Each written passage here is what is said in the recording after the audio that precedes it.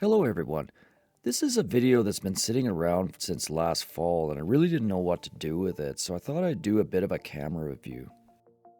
The video shows shots of Jupiter and the moon with a newly purchased Nikon Coolpix P950 that I bought about sometime around May of last year.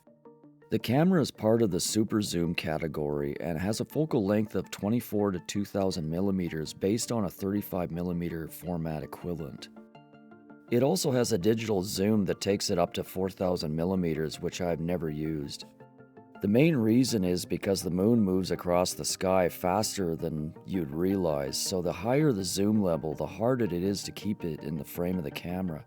And of course, this would be the same for an animal on the move.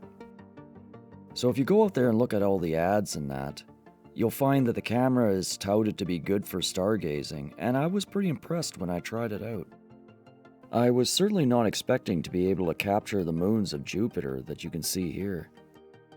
So I was pretty impressed and tempted to maybe use the 4000 millimeter digital zoom next time, but as I mentioned before, could be hard to keep in the camera frame. I should mention that for the shots that you're seeing here, the camera was set to 2000 millimeters or quite near that. The shots were also taken within the city, so pretty decent given the urban pollution. However, the real reason we bought the camera was mainly for wildlife shots up close, as you will notice in a lot of my videos.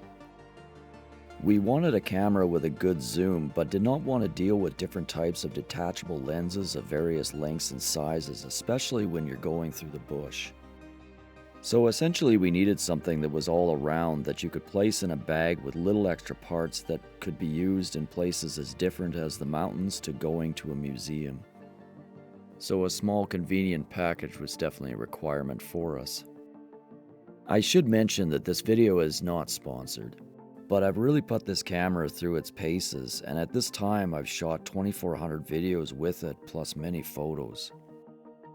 And the one thing I will say coming from Canon cameras, it is similar, but to get good focus, it's best to leave it in the auto mode and change none of the default settings until you really get to know the camera. So I have found that focus can be a little tricky. The one thing that it will do, if you're shooting a lake for instance, and there is anything between you and the lake, it will focus on that object. The bird mode, which is kind of a center focus mode, does seem to help sometimes though.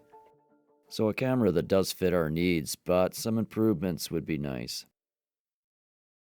Hope you enjoyed that. Thanks for watching.